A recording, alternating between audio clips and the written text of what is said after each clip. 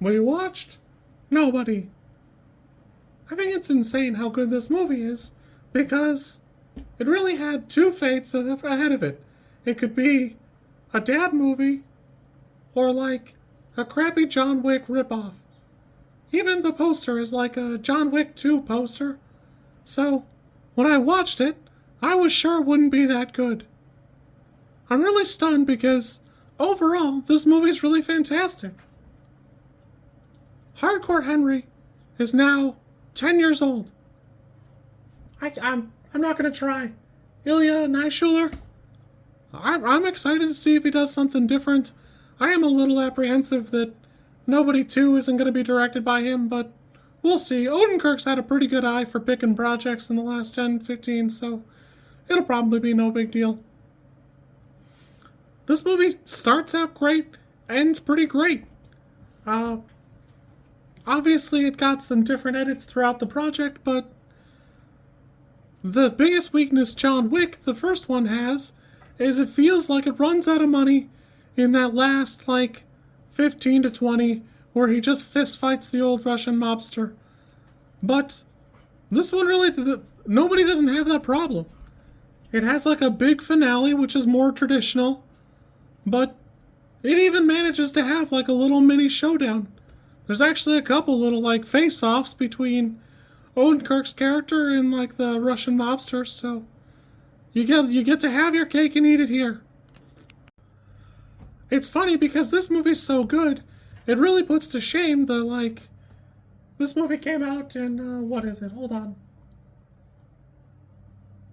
Woof, 2021. It got delayed because of COVID a couple times, so.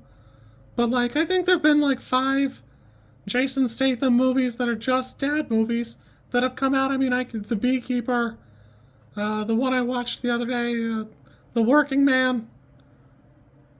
There are a bunch of options where Jason Statham could have picked a project and the project could have been a little bit better and had a lot more staying power, and somehow he's let that slip through his grasp 10 times now, where I think this movie will still be good in 10 years.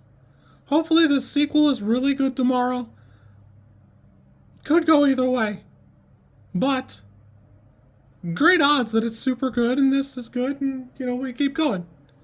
But it's super odd to me that, Statham's fine making C-list projects, and Odenkirk's had pretty much bangers. I liked Better Call Saul. I'd be the first person to tell you I don't love every bit of it, but it's got some memorable parts. It's super fun. Nobody has a lot of staying power because it's consistently good, well cast, and it's a tight project. Christopher Lloyd showing up, fantastic. He's in the movie way more than you'd think he would be, and that's pretty good. I honestly hope RZA makes an appearance. It'd be fine if he didn't, but I do really want him to be there. He's great in this one, and, deserves it. I initially thought the one veteran in the tattoo shop finding Odenkirk's tattoos and, kind of backing off all the way was odd. And then I looked it up, and I don't know how, real that is. I mean, probably not at all. But the reason they're those cards are because it's the worst possible poker hand you could have. You basically can't make anything of it. At best, you got 2 pair coming your way, but probably not. So I think that's kind of cool. I don't know, there's just a lot of, tiny little fun nods in the right direction for the whole movie. It's not a 10, this is probably a 9 for me, but it definitely slaps. I had this rated as a 7 before. I'm actually kind of stunned it was so low. I've always enjoyed it, I just never really took the time to analyze how good it really was.